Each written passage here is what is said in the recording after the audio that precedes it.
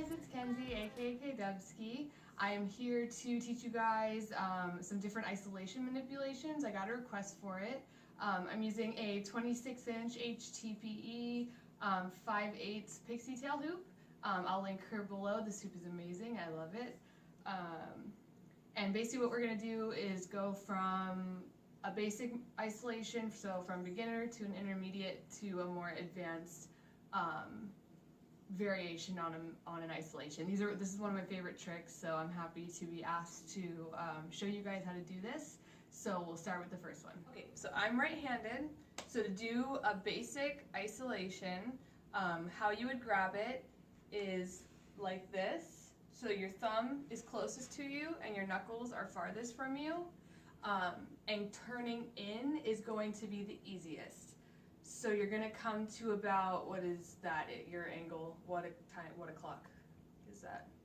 9. 9 o'clock. Okay, so you're going to be at about 9 o'clock, to which from my angle, I guess it makes sense from my angle, is 3 o'clock. That's where the transition happens. So I'll come a little bit closer. The way your hand's going to move is like that. So to show you again, this is step 1.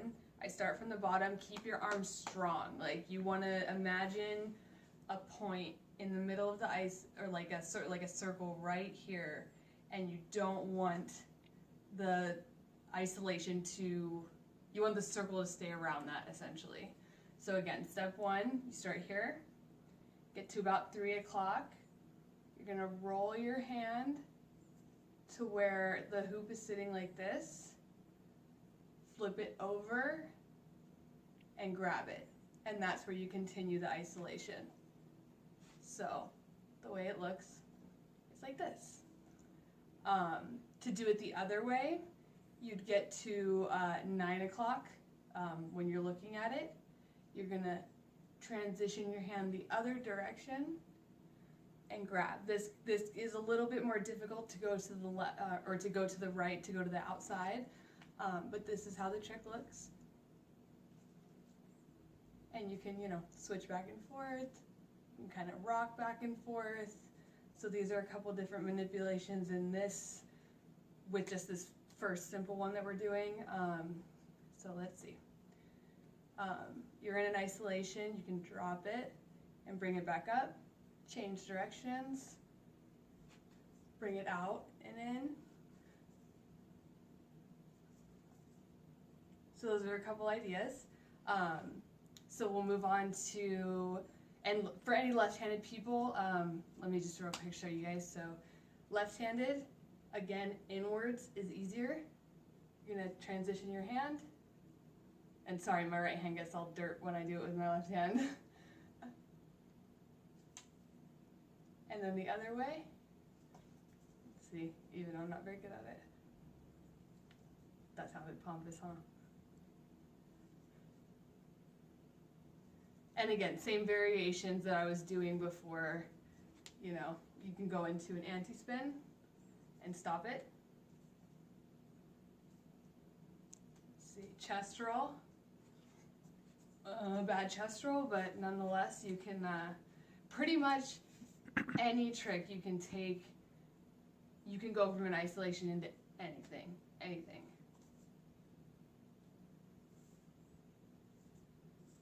Okay, so now we're going to do something a little bit more intermediate. We're going to basically take what we just learned and we're just going to add our non-dominant hand. This is called a ghost isolation. This is what the trick looks like.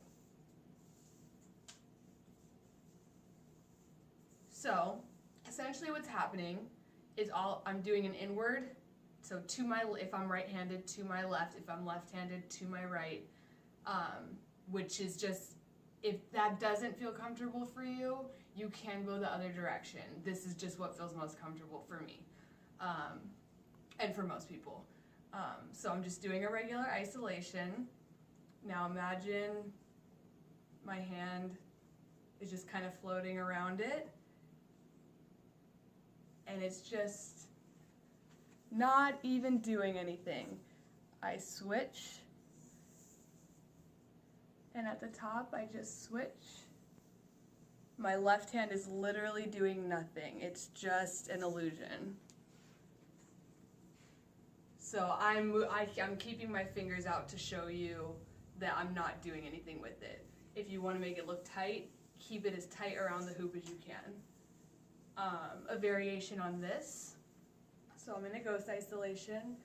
You can push out with your dominant hand, switch. So this is how the hands would look. Your right hand is still in the same first position of an isolation, and your non-dominant hand is upside down, fingernails pointing you, if that makes sense, and push it out. So essentially switching back and forth between that motion between both hands. Another one that is a little bit easier, so I'm in a ghost.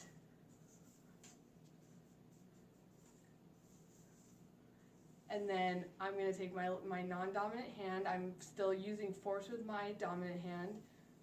Push it. I'm going to quarter turn my body. I want you guys to be able to see this stuff.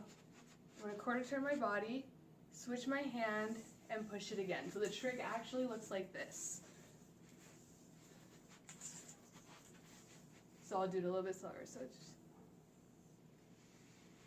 and this is where the switch happens, quarter turn. This is what my hand positioning looks like. Just imagine. And then, I mean, literally, it's endless what you can hit yourself in the face with. So that's kind of an intermediate isolation. Another one would be regular isolation. Again, really strong arm, and just kind of in the shape of a diamond, bring it up and around. And this is something that I don't really know how to explain how to do to you. You just got to kind of get the feel for it depending on what hoop you're using. So we'll go to advanced next. Okay guys, so now we're going to do a little bit more advanced versions of an isolation. I have two hoops with me right now because I'm actually myself working on an isolation called the outer isolation, which is where your hand is literally on the outside of the hoop the entire time. So I'm going to try to show you guys that. As you know, working with a bigger hoop is helpful when you're trying to learn a trick. So this isolation, what this one's going to look like, and even I'm not like perfect at this one, is like this. So what I'm doing, my hand is actually moving from one side of the hoop to the other. So once you get to about 3 o'clock, you're going to transition your arm. And when you get to 7 o'clock, you're going to, that was a terrible isolation, you're going to transition your arm. So it's almost like, if I were to just try to explain it in the simplest terms, you're just kind of pushing and pulling it away from you. So I'm rolling it, pushing it, pulling it, pushing it, pulling it, pushing it, pulling it, pushing it, and then, you know, you can do all kinds of things from here.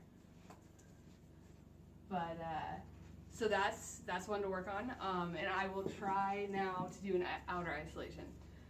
So an outer isolation is not with your hand on the inside of the hoop, but with your hand on the outside of the hoop. So again, I'm right-handed.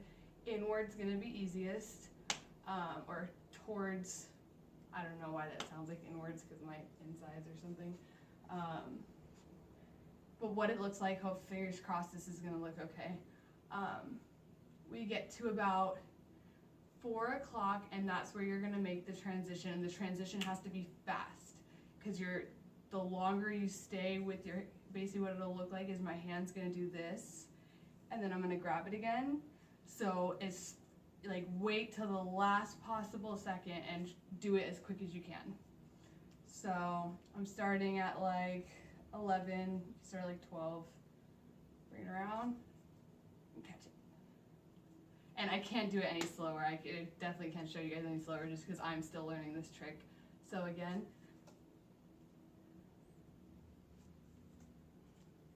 you see my dirt face. But, that's the idea. Thank you guys.